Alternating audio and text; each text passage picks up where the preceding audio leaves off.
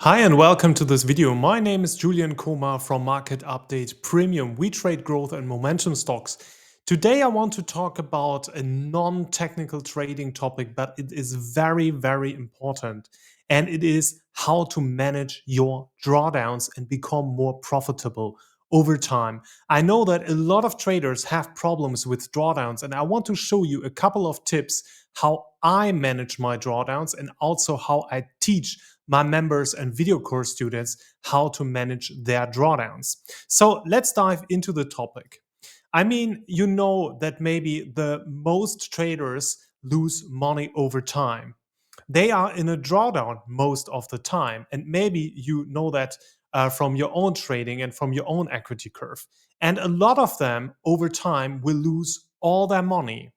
So, drawdown management is a very, very important topic to stop losing and also to make sure that you never ever crash an account. But professional traders have extended periods of drawdowns too. I can speak from my own experience. I'm in a drawdown most of the time, but I don't crash my account and I don't lose a lot of money. And when I look at how professionals, so other professionals, and also the people that I mentor, how they manage their drawdowns, I can say that they are managing their drawdowns differently from other traders. I mean, the majority of losing traders will probably never ever manage any drawdowns. That's the reason why they are losing money. But professionals have also a different view at drawdowns. Let's have a look at the different types of traders and equity curves and the different types of drawdowns. So on the left side, you can see here a losing trader, a true trader that lost money over the last couple of months, every year. So it's a consistently losing trader. And the most of the traders out there are consistent losing traders. They are not losing money every week or every month, and sometimes not even every year, but over the long term, the equity curve goes down and down and down. So, and they have very big drawdowns. You can see that here with a red arrow, drawdowns of 30% or 50% every time when they are doing a little bit better in the market, then they are having these big drawdowns. So, and then there are boom and bust traders. I'm not sure if you maybe heard of boom and bust traders. Boom and bust traders are usually traders with more experience. They can be in the market for 10 or 20 years. I also worked with a couple of them and helped them to become more profitable. And boom and bust traders sometimes have very big gains, right? Spectacular gains. So they can make a 200 or even 300% in 1 year, and in the next year they give back all the money to the market. So that is how an equity curve looks like from a boom and bust traders. And their drawdowns can be extreme sharp. So they are really going back to 0% performance or even worse into minus. So you can see that here 80 or 90% drawdowns in a couple of months, and they give back all the profits. So when you look at the right side at an equity curve from a winning trader, it looks differently, right? And the most traders always think, yeah, they have, I don't know, a better stock selection, or they have better sell techniques than me, etc. Right? This is the typical thinking of a losing trader.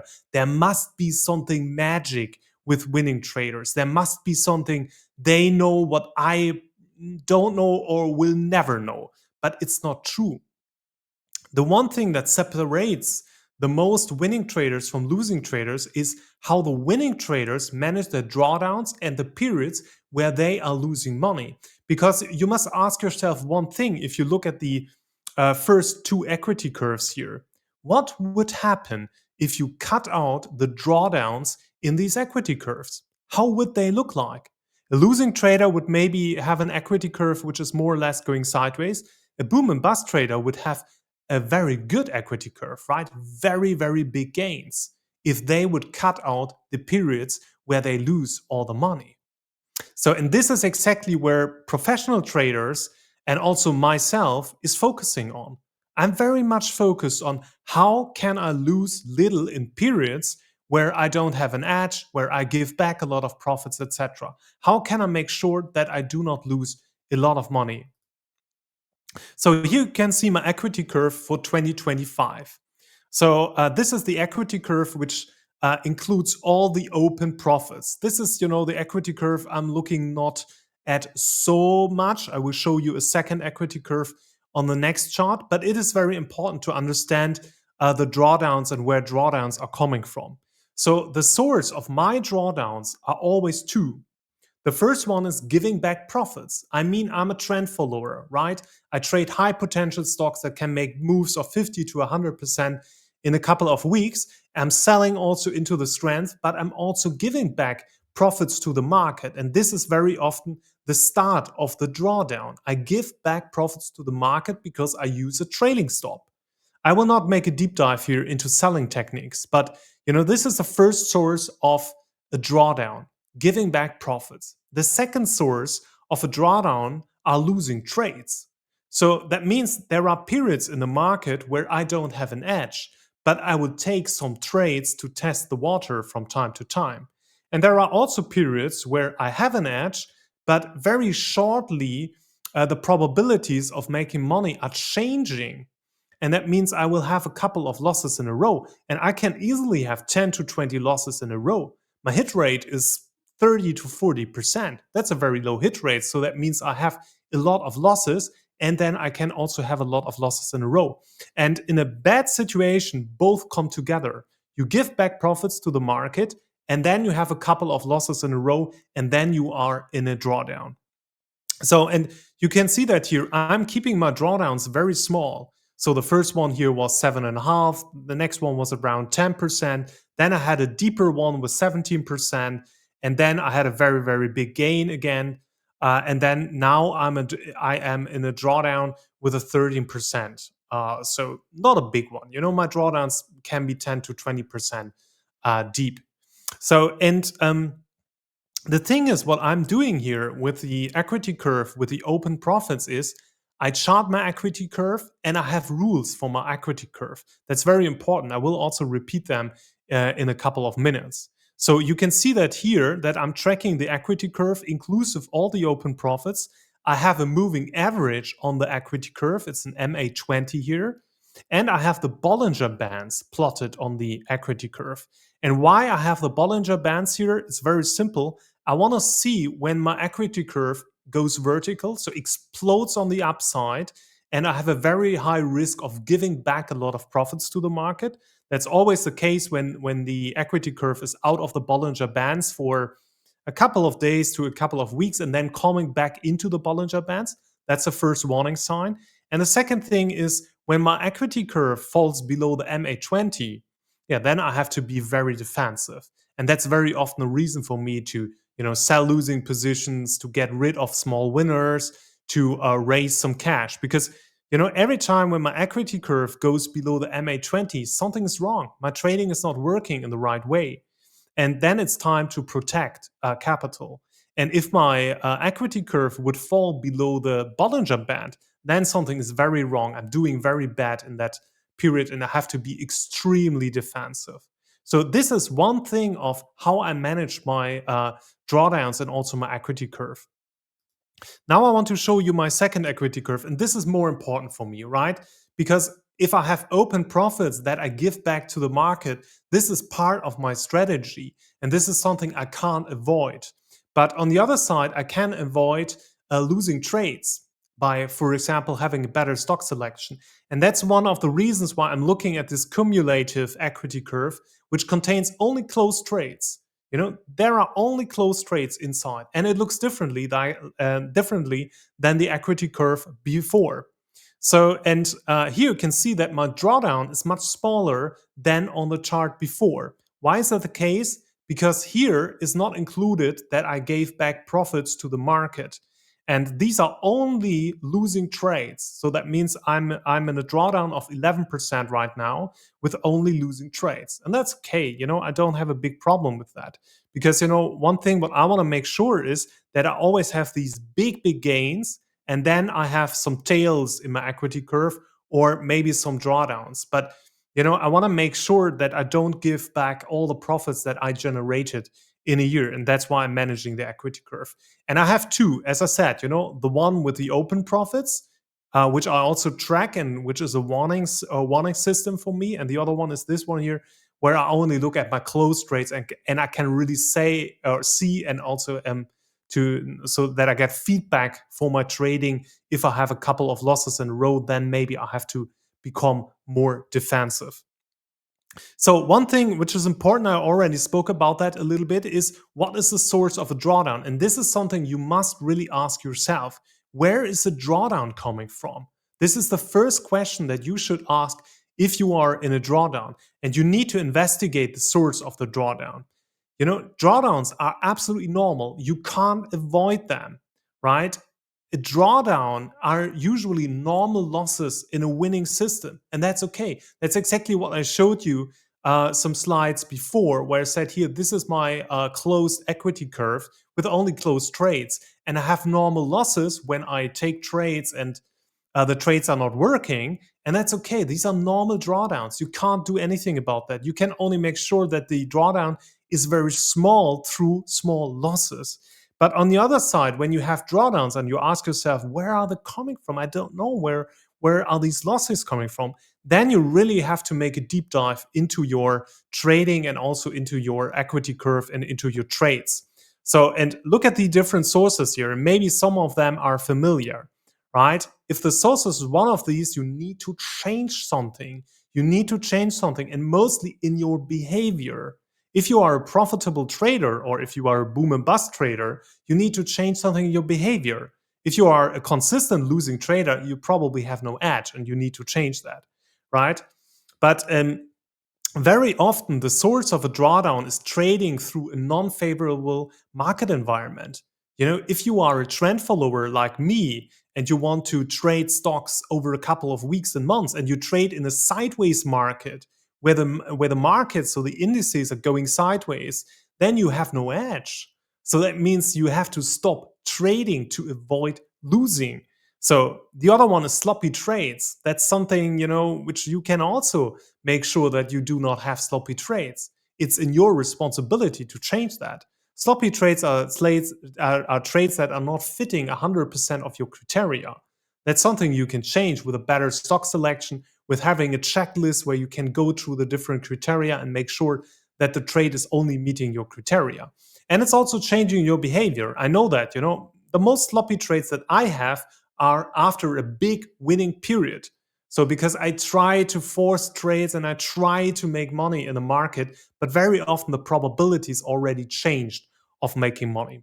Overtrading is another source, right? If you take too many trades and the market probabilities are changing, then you will probably lose a lot of money. Mistakes can also lead to drawdowns. It can be order mistakes where you type in a wrong number of shares that you want to buy, but it could be also other mistakes, right? So that you did not see an earnings event coming or something like that. Wrong position sizes. That's something I see very often in one-on-one mentoring with students, that they are trading too big, for example. They're buying one stock and put in 30-40% of the capital, and then when you have normal ups and downs in the stock, it leads to a big drawdown, and especially if you get stopped out, that means your risk is too high in that case. Then you must ask yourself, is the drawdown coming from many small losses, so normal losses of your trading system, but you have so many of them that you're coming into a deep drawdown, or is it one big loss? When you are a boom and bust trader and you trade too big, so that means you have a too big size on, in that case, very often it is one or two trades that push your equity curve down by 30 or 40%. So, ask yourself that very often it's okay to have a couple of losing trades in a row if the risk is very small and you lose very little money. But if you lose all your money with one or two trades, you definitely need to work on your trading system. So giving back all profits or profitable trades, that's also important, right? So if you give back all the profits of your profitable trades, you need to change your selling strategy, because that could be also a source of drawdowns.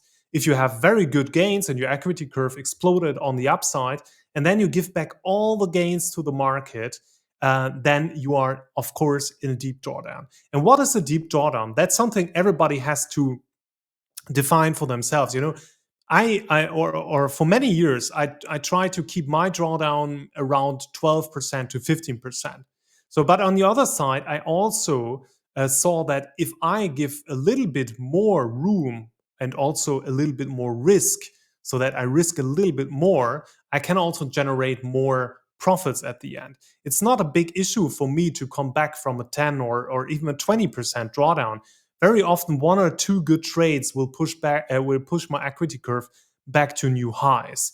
But if a drawdown is getting too big, I would say above 20%, 25%, something like that, you have to work against your drawdown very much. So, and that means your capital in that case is much smaller than before, and it's very hard to come back from very deep drawdowns. So that's why I rather try to keep my drawdowns 10 to 20% deep. 20% is really a maximum, and it is something where I already see that something is wrong with the market, with my trading, so that I have to take a pause or do a deeper analysis also to get an idea where my drawdowns coming from.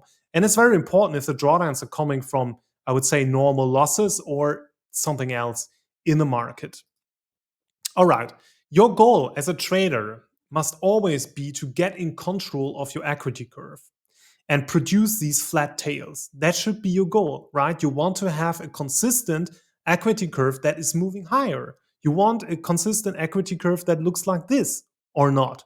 So, and the key to that is managing your drawdowns and make sure that you have rather flat tails instead of really drawdowns where your equity curve is going down a lot. That can happen, but it should not be your goal. You should work against that. So, and how can you control your drawdowns? That's a big question. A lot of beginning traders ask themselves. So, what can I do to control my drawdown? One of the things which is very important to understand is that you are in control of that. There are a lot of things in the market you can't control, but this is one thing that you can control. So, the first thing is use a market trend model. This is something I recommend to all the traders, and this is something we are using in the community, and I'm also teaching that in my video course. And why is that so important? You only want to trade when you have an edge in the market. And as a trend follower, you only have an edge in the market if the market in general is in an uptrend. So that means there is demand for stocks. Only then you have an edge in the market. And if you don't trade, or if you trade when you have no edge in the market, it's very hard to make money. So I can give you an example. When I'm in a very good market period, my hit rate goes up to 80 to 90%. I have a lot of trades that automatically work. So, but in a bad market period, where the market is going sideways or where the market is in a downtrend, in that period, I have a hit rate of, let's say, 10%, and this creates drawdowns. If you have a very low hit rate and maybe also the volatility goes up, that means you have to place wider stop losses. You have to or you have a higher risk. Maybe you have some gap downs, etc., which is pretty normal in a sideways market. And then you have big losses, and then you are in a real drawdown. And you must filter these market periods with a market trend model. I mean, you can see that here with a green background. That's something where I want to trade, and I want to trade in money-making markets and in life-changing markets. I cannot make a deep dive here into that, but this is a very, very helpful tool which helps to see if we are in a clear market where it's time to make money, or in a sideways market, or in a clear downtrend where you maybe want to be short or not trade at all. The second thing is cut losses and risk very little money per trade. I know that there is always the saying out there, and I sometimes also post that and say, risk a maximum of 1% of your trading capital. And that's true. I would always recommend that. But, over the years, I came also to the conclusion that less is more. So it's not that you always have to risk 1% of your equity for each trade, right? Sometimes it's enough to just risk 0.5, 0.3, or whatever. So, and I try to make sure that my losses are very, very small. And then I can lose a couple of times in a row without, losing a lot of money. My average risk for a single trade is 0.6%. I can lose 20 times in a row and then I'm in a drawdown of 12%. So this is how I manage my losses. And you can see that here in an example. This fair breakout here from the stock cost me 0.2% of my overall trading capital. That's really good. It's a very, very cheap loss to try out if this trade works or not. And I have some techniques here, which I also teach to the members and also in my video course. But I have some techniques here which help me to reduce the losses. The first one is I always buy in multiple steps. I don't buy a full position at once. I buy always in 3 steps, and I buy initially 50%, then 1 or 2% higher. I buy more, and 1 or 2% higher. I buy the rest of the position. So in fair breakouts like this here, they are very cheap because they are never a full position. It's very easy to do that. Then my positions are relatively small. Usually they are 10 to 15%, sometimes a little bit bigger, sometimes smaller. It depends also on the market. But if I have a gap down against me, it will not cost me a lot of money. So think about that. If you have a 10% position and you have a 20% gap down, your equity curve goes down 2%. So you have a 2% loss on your equity curve. That's okay. That's recoverable. That's a worst case scenario, right? But if you have, I don't know, 30, 40, 50% stock position in one stock and it gaps down 20% against you, then you have a very big loss in your overall trading capital. I use tight stop losses and I'm getting better and better at that. So years ago, I used more 7 to 10% stop losses, but I came to the very, very clear conclusion that less is more. So, and I use 3 to 5% in the most of my trades today. That does not mean that I trade conservative stocks. No. I really trade the same type of stock, but I'm getting better at my entries, and I'm also not willing to give the stock a lot of room. I rather buy a stock 3 times instead of 1 time and using a tighter stop loss. So, and I'm risking a maximum of 0.6 to around 1% of my overall trading capital. It depends a little bit on the stop loss distance and also on the stock. But even if you have, let's say, 1% risk per trade and you have 10 losses in a row, your equity curve goes down maybe 10%. That's recoverable if you have a profitable trading strategy. So, in one of the critical questions, and I already spoke about that, is, this is something you must ask yourself all the time. How much will you lose in a losing streak? This is so important. A lot of traders are not really looking at that. And I already said that if I have 10 to 20 losses in a row, my equity curve goes down 6 to 12%. This is okay. That's recoverable. This is the worst case scenario where I have 20 losses in a row. So that's the worst case scenario. So, and I already said that also a couple of slides ago, where I said, that is a theoretical value. The realistic value is always a little bit bigger because you make mistakes as a trader, you have maybe gap downs against you, or you give back profits because of the selling strategy by using a trailing stop. And then, your drawdowns become a little bit bigger. That's why you want to be more conservative on the risk side, because you must include, or at least think about, things that could happen in a worst case scenario, so that you are not in a very deep drawdown. So, and here's how I manage my equity curve. And here are some rules that I apply to manage my drawdowns with the equity curve. And the equity curve is very important. If you do not track your equity curve, you're making a very big mistake, because this is the feedback the market gives you to your overall trading strategy. And if you look at the equity curve, it looks like a great stock. If that's not the case, something is wrong. And you have to take this feedback very seriously, which the market gives you. When your equity curve is too choppy, you need to change something in your trading strategy. Your equity curve should always look like a stock that you want to trade, because it's so good. It shows so much momentum and very tight consolidations.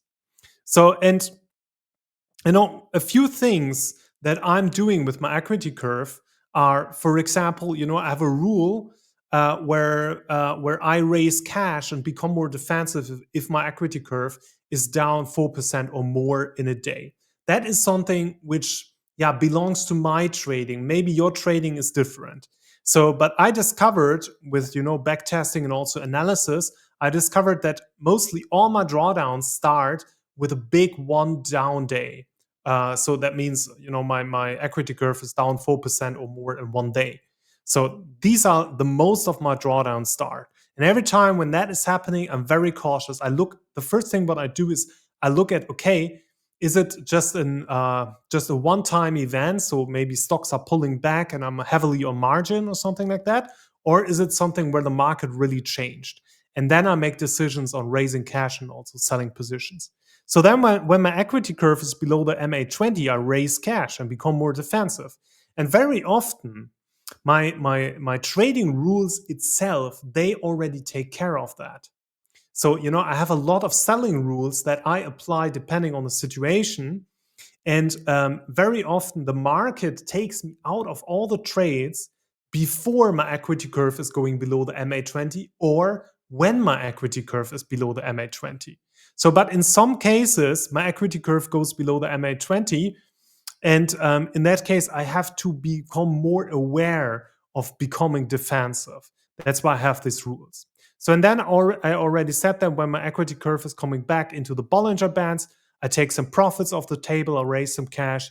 When my equity curve falls below the Bollinger Band, so below the lower one, then I'm very, very cautious because that is a danger where I can go into very deep drawdown. I don't want to see that. So, and when I have a couple of losing trades in a row, like 5 or 10 losses in a row, I also need to lower my trading frequency. I have to become more selective. And that is also something that you can control. And you can also manage your equity curve with that. So, and then very, very important, I want to emphasize that here is you need to have trading rules. I see so many traders who have no trading rules.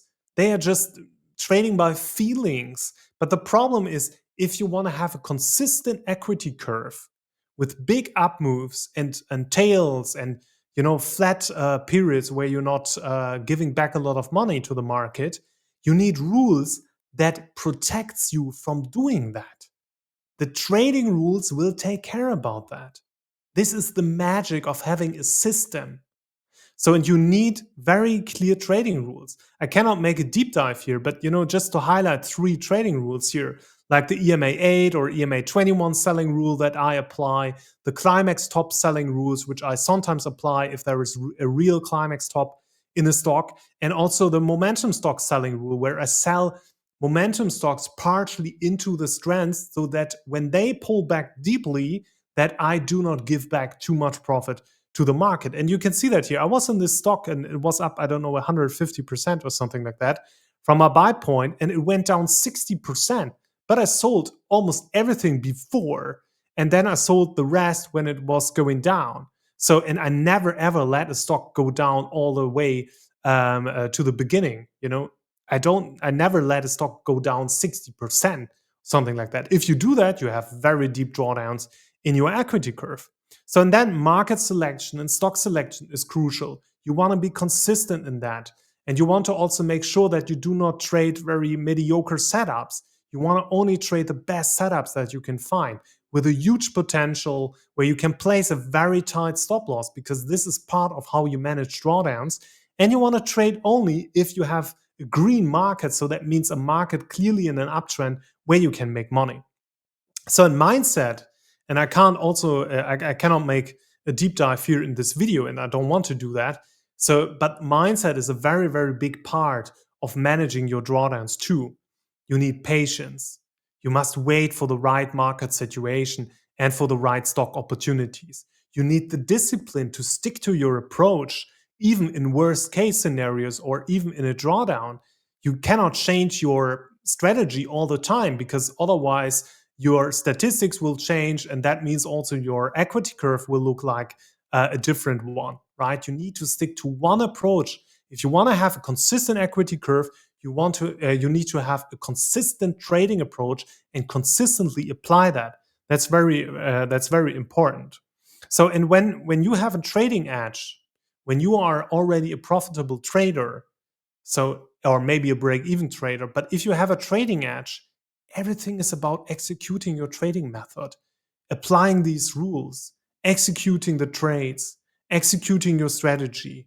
And that will take part, or that will take care about that your drawdowns are not too deep. Again, a lot of my drawdown management comes automatically from my strategy. I have some additional rules to that, but market selection, stock selection, selling techniques, buying tactics, these are all tactics of my trading system that I apply. And then I have some additional rules for managing my equity curve. But when I execute my trading strategy in the right way, it will automatically take care about the drawdowns, that they are not too deep. I hope that makes sense for you. So, and don't give up on that. If you are in a deep drawdown, if you maybe from time to time suffer losses, or if you're not a profitable trader, work on yourself. Work on yourself, work on your trading, have rules, implement them, work with other traders together. So, and I hope that makes sense for you and that you learned something. If you want to try out my Market Update Premium community, and if you want to join a lot of passionate growth and momentum traders, you can do that anytime, 14 days for free. You will find all the links in the video description of this video, and you can learn a lot, not only about how you're managing drawdowns, but also about trading systems, and you can also follow my trades. So go to my website and sign up for the 14-day trial of Market Update Premium.